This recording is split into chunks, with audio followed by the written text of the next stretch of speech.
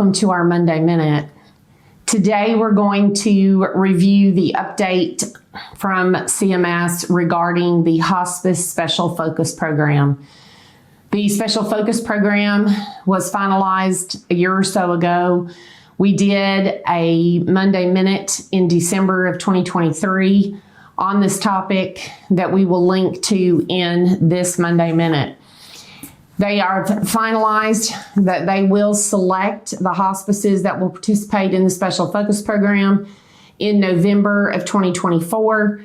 And from the 10% worst calculations, I don't want to say best because it's the highest scores, but you don't want to be in the highest scores. So the top 10% of scores, but really the worst 10% of performers based on their calculation will be published on the Special Focus Program website. And then from that 10%, they are going to select 50 hospices that will begin participation in the Special Focus Program in January of 2025. In this Special Focus Program, you will be subject to surveys that will happen every 6 months. You will either graduate from the program or you will be terminated. In order to graduate from that program, you have to have successfully completed at least 2 of these surveys with no condition level deficiencies and no complaints that are currently being triaged as condition level or immediate jeopardy, or you would have returned to full compliance with all requirements. If you are graduated from the program, you will have or be subject to a routine survey from either your accrediting body or state survey office within 12 months of being graduated from the program. And then you will return to the every 3-year survey schedule. The top 10% or worst 10% of scores will be calculated based on an algorithm that will include scores from the Hospice Care Index, your CAHPS hospice survey results, and condition level deficiencies and any complaints that have been substantiated. So obviously hospices will have complaints filed against them, triggering surveys in many cases, but if the surveyors come to your office and find no support for the complaint, then it would not be considered a substantiated complaint.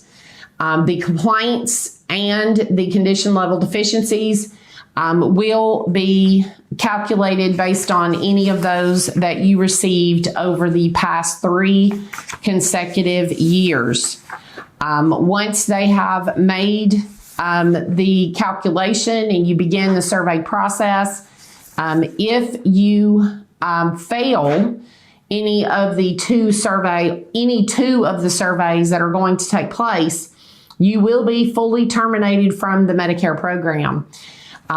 Being terminated would include that you get a condition level deficiency in any 2 of these surveys that take place during this process, or you have any condition level deficiencies that are considered immediate jeopardy or condition level.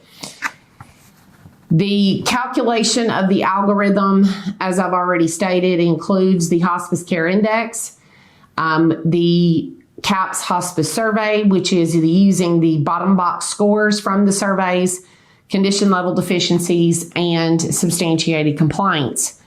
Once they have put that calculation into play, they are basically doubling the CAHPS survey results. If you do not have CAHPS surveys results, you will be in the other algorithm calculation. The only way your CAHPS survey data would be eliminated is if you have seen less than 50 patients in the given time period and you had filed for exception. It is a very meticulous calculation, but also a very flawed calculation in most everyone's opinion that is associated with hospice at all. However, CMS is adamant that this will take place. Again, the calculations in 10% identified in November of 2024, with 50 hospices being selected and the program beginning in January of 2025. Do note that if you are accredited through an accreditation organization such as CHAP, JCO, ACHC, you will not have deemed status during this time period.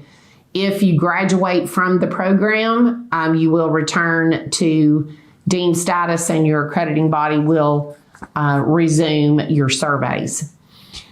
HPS stands ready to assist with any needs that you might have regarding hospice medical review, hospice survey strategies, etc.